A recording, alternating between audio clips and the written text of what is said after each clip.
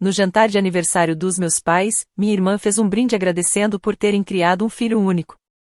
Minha mãe levantou o copo, meu pai sorriu, e então eu me levantei e fiz um anúncio que deixou todos sem palavras. Eu não fui lá pensando em causar um alvoroço. Se fosse para algo, eu fui lá para finalmente fazer as pazes, para provar de uma vez por todas que eu poderia ser uma pessoa melhor. O lugar era exatamente o que você espera de um casal que um dia discutiu sobre o nome do cachorro. Elegante, polido, um pouco sem graça.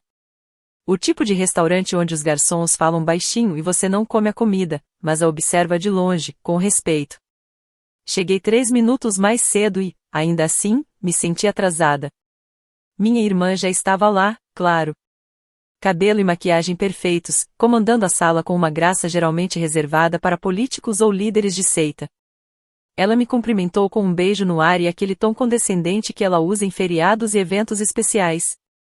Você conseguiu? Ela disse, como se tivesse acabado de ver um antigo colega de trabalho no ponto de ônibus.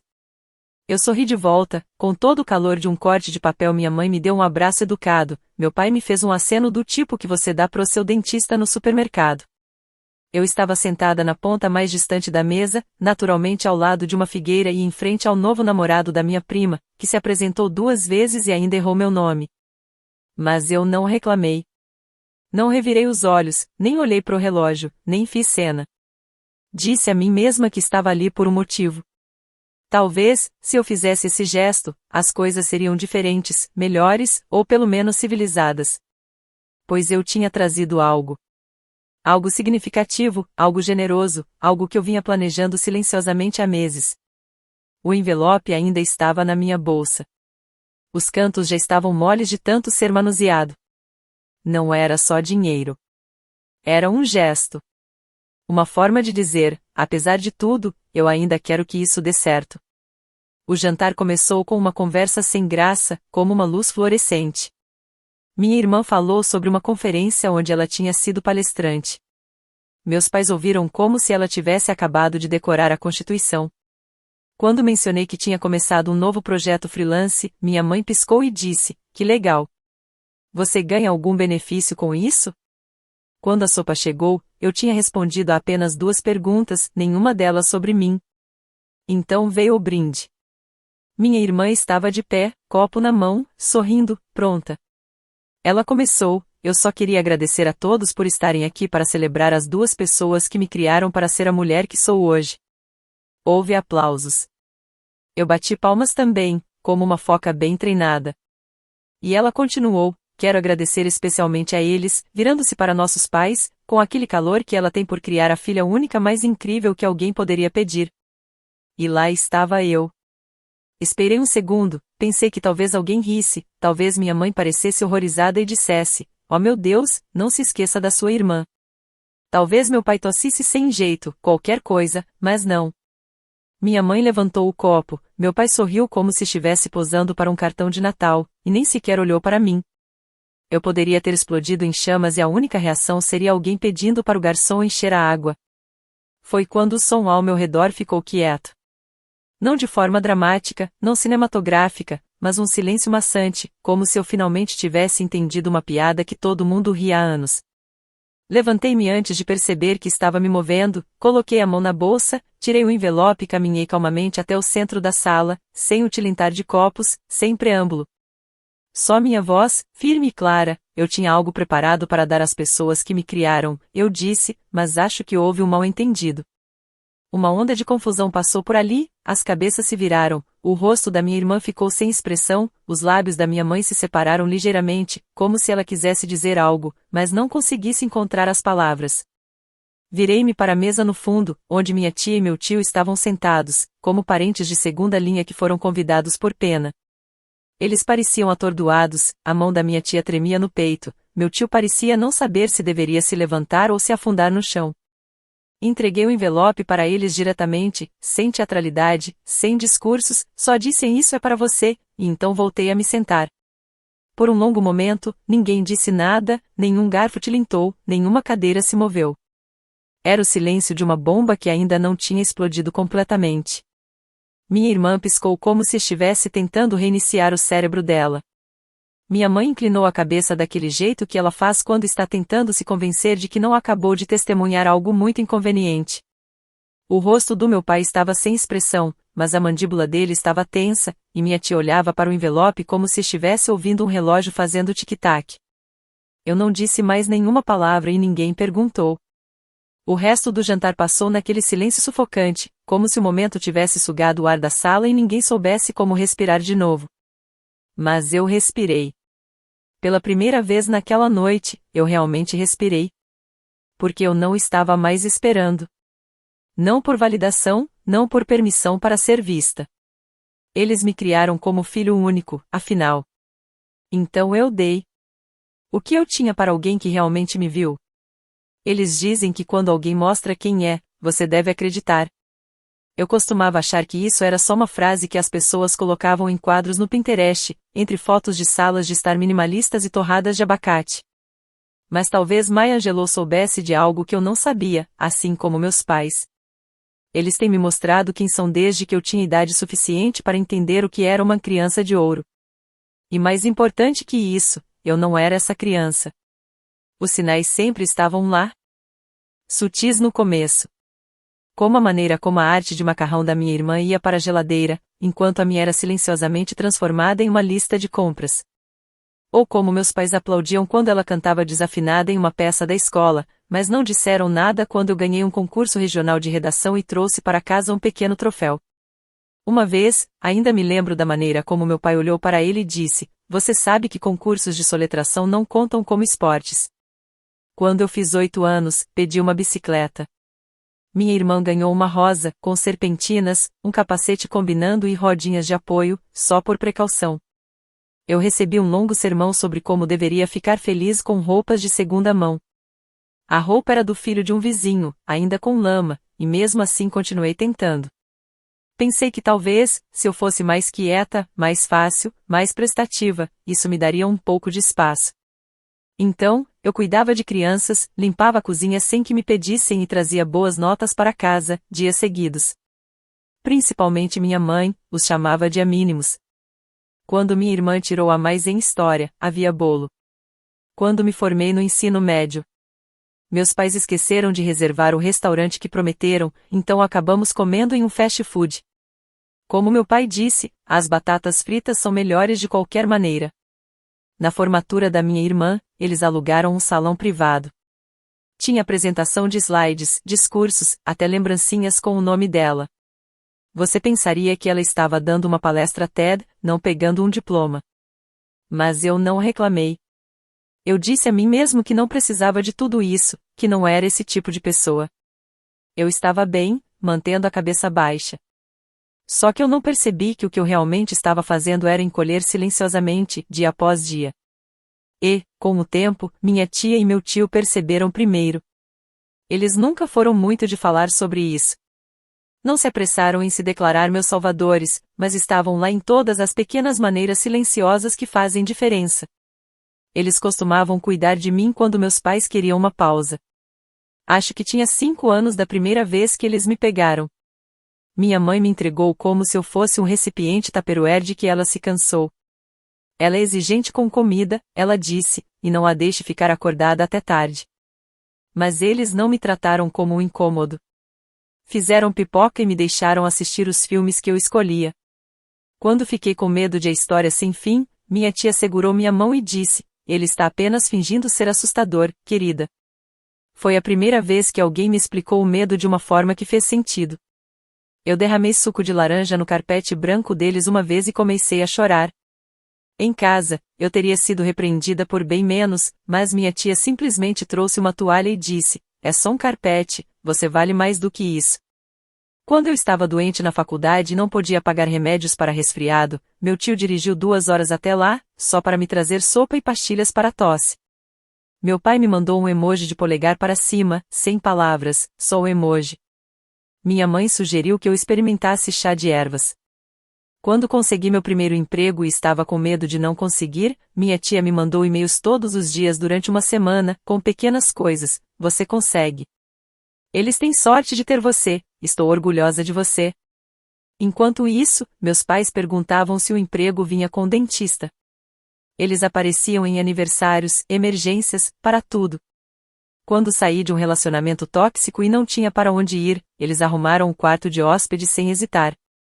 Minha mãe disse que eu deveria ter me esforçado mais para fazer dar certo. Quando consegui o meu cliente freelancer dos sonhos, contei a eles primeiro, não porque não queria contar aos meus pais, mas porque naquela época eu já sabia como a conversa seria e estava cansada de me encolher. Tentei, uma vez só, explicar tudo isso para minha mãe. Eu disse a ela o quanto doía crescer na sombra de alguém que nunca parecia precisar tentar. Ela riu e disse: "Você sempre foi tão sensível, esse é o seu problema." Depois, ela acrescentou: "Pelo menos nós não estragamos você." E ela estava certa, eles não me estragaram. Mas minha tia e meu tio, eles também não me estragaram. Eles só me viram, me ouviram, me deram espaço para existir sem precisar atuar. E naquela família, que era radical, houve um momento, só algumas semanas antes do jantar de aniversário, quando me sentei à mesa da cozinha deles, tomando café, e percebi que estava mais em casa lá do que nunca estive na casa onde cresci. Meu tio estava contando uma história boba sobre disparar o alarme de fumaça enquanto tentava fazer panquecas. Minha tia revirou os olhos, mas não conseguia parar de sorrir. Eles tinham aquela facilidade sobre eles. O tipo de amor que vem de amar as pessoas sem precisar consertá-las. Eu costumava desejar ser como eles. Eu disse isso meio rindo, meio sério. Minha tia olhou para mim por cima da caneca e disse: "Você é." Aquele momento ficou guardado no meu peito enquanto eu entrava no jantar de aniversário. Eu não planejei dizer nada, não planejei fazer nada. Eu tinha um envelope na minha bolsa, sim, mas na minha cabeça, ainda estava indo para os meus pais. Uma pequena parte de mim ainda se agarrava à esperança de que eles pudessem me surpreender. Mas, em vez disso, eles me apagaram publicamente. E, pela primeira vez, eu me deixei acreditar no que sempre foi verdade: eu não era invisível porque falhei em brilhar. Eu era invisível porque eles se recusaram a olhar. Então, eu olhei para outro lugar e encontrei o que eu estava procurando o tempo todo. O envelope ainda estava fechado, eu sabia porque, na manhã seguinte, recebi uma mensagem da minha tia, um único ponto de interrogação. Sem palavras, sem emojis, só aquela pequena onda de confusão que, de alguma forma, dizia tudo. Esperei 1 hora antes de ligar. Eles atenderam no viva voz. Eu podia ouvir minha tia respirando antes de falar. Nós não o abrimos. Eu sorri, mesmo que ninguém pudesse me ver. Você pode. Meu tio limpou a garganta. Você tem certeza? Não queremos ultrapassar. Eu me inclinei para trás no meu sofá e olhei para o teto. Você nunca teve. Eles abriram juntos. Eu ouvi o farfalhar do papel. Então, nada. Nem um suspiro, nenhuma palavra. Só o silêncio, que de alguma forma fez meu peito se sentir mais leve. Eu tinha transferido $50.000 para uma conta conjunta em seus nomes. Sem pegadinhas, sem amarras, sem acrobacias legais. Só um ato silencioso de retribuição por todas as pequenas gentilezas que eles nunca pediram para ser pagas de volta. Minha tia finalmente sussurrou. Não, não, não, querido, isso não é. Isso não pode estar certo. Você estava dando isso a eles, não estava? Eu fiquei em silêncio e então algo se abriu, não de forma alta, não como uma explosão, mas como um único painel de vidro quebrando depois de anos de pressão. A voz da minha tia tremia: "Nós não fizemos nada para ganhar isso, você não precisava." Eu disse: "Vocês apareceram, me amaram, me viram. Isso foi o suficiente." Meu tio falou em seguida, calmo e reverente: "Você não tem ideia do que isso significa." Eu respondi: "Eu sei, é por isso que eu fiz isso." Eu pensei que seria o fim, uma ruptura limpa, uma única declaração, pontuada pela paz. Mas é claro, não era assim que minha família funcionava. Porque, 5 horas depois, meu telefone tocou. A primeira ligação foi da minha mãe. Eu não atendi. A segunda veio com uma mensagem de voz. Coloquei no viva voz enquanto dobrava a roupa. Você mostrou seu ponto, isso é algum tipo de golpe, não foi engraçado, me ligue de volta. A terceira ligação foi da minha irmã. Essa, eu definitivamente não atendi. Então veio a mensagem da irmã. Era tão real quanto o dinheiro. Você realmente ia dar isso a eles? Tanto por quê? Eles nem te criaram. Você está sendo dramático. Você nos humilhou. Eu não respondi, principalmente porque estava muito ocupado rindo. O tipo de risada que você solta quando algo ridículo finalmente cede sob o peso de seu próprio absurdo. Naquela noite, meu pai se envolveu. Ele normalmente não manda mensagem. Ele considera frases completas uma propaganda esquerdista feminina e emojis, mas eu acho que a situação pedia uma quebra de protocolo. Pai, nós precisamos conversar cara a cara. Na fala do meu pai, isso se traduz aproximadamente para eu não sei como começar isso ainda, mas me dê um tempo. O que veio a seguir foi o que eu chamo de fase de reagrupamento. As fileiras fechadas dos meus pais inventaram uma história, tentaram conter a disseminação. Recebi mensagens de 2 primos, dos quais não tinha notícias há anos. Primo 1, ei, ouvi dizer que houve drama no jantar, você está bem? Primo 2, ó, o que você disse para a tia Lorna? A mãe está surtando com a Lorna, é claro. Veja, meus pais não ficaram apenas quietos, eles ativaram a rede familiar como se fosse uma campanha política. De repente, eu era instável, a filha emocional, a caçadora de atenção. Mas eu não mordi, não expliquei, não enviei minha própria versão dos eventos para o chat em grupo. Eu só os deixei distorcer tudo no próprio silêncio deles. Então veio a visita não anunciada.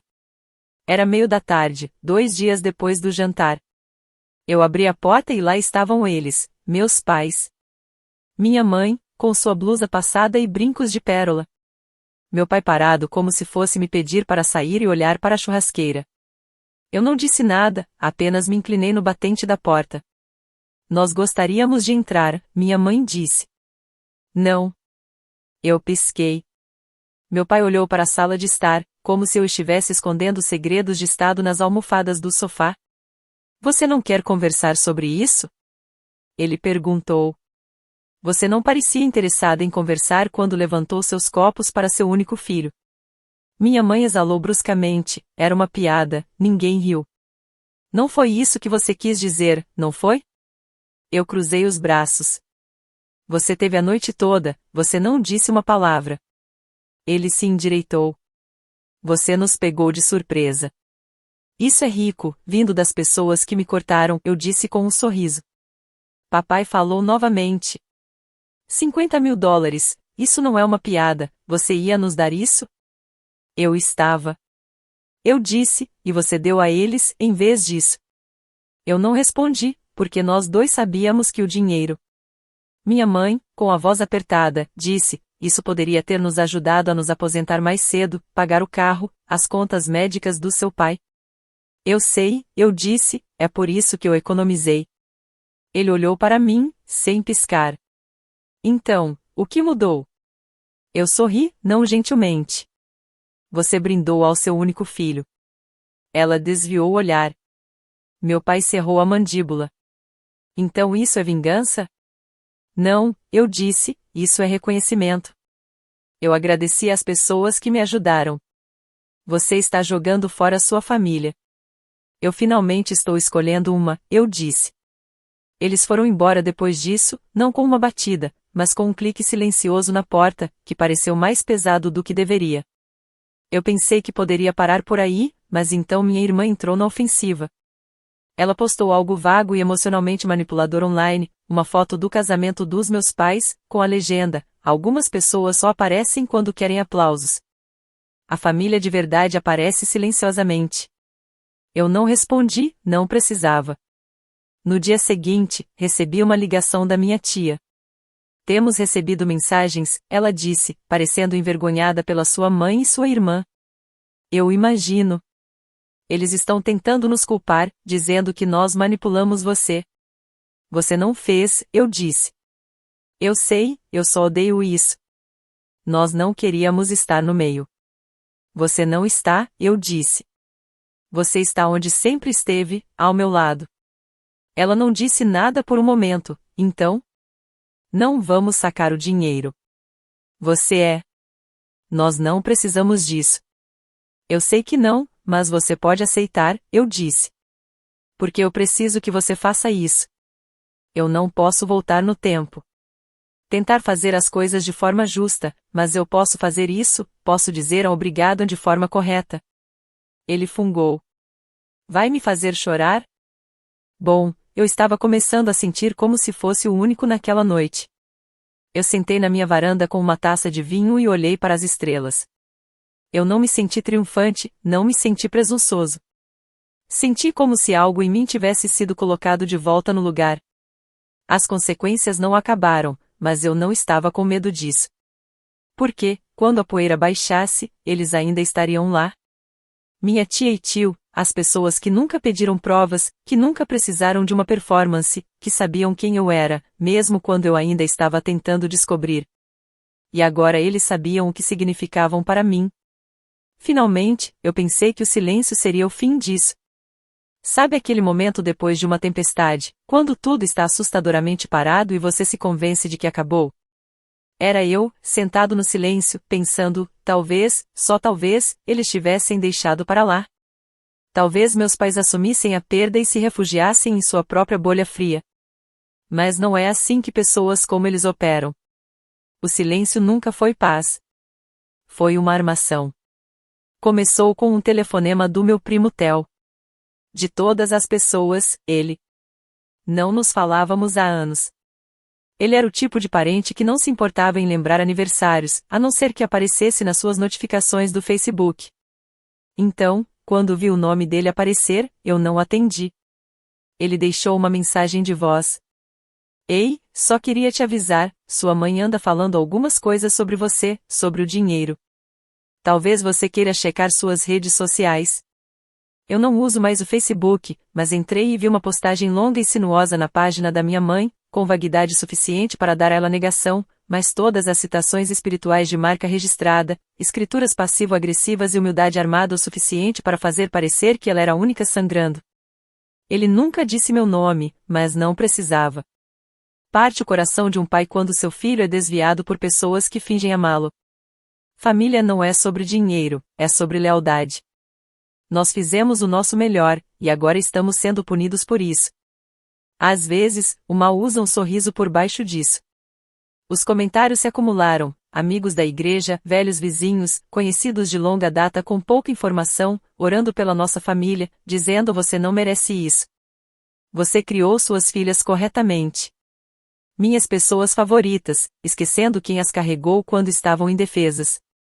Um dia elas vão se arrepender. Eu quase ri, mas minhas mãos estavam tremendo demais. Então veio o verdadeiro golpe.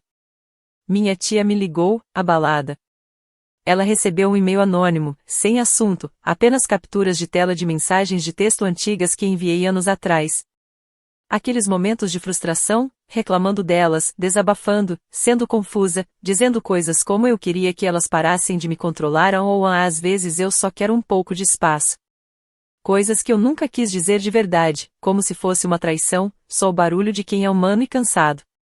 O remetente. Minha irmã. Ela não assinou, é claro, mas deixou migalhas de pão suficientes para ser fácil descobrir. Eu sei que você não quis dizer isso, minha tia disse. Mas doeu ver. Eu acreditei nela, não porque ela estava tentando me fazer sentir culpada, mas porque ela era honesta.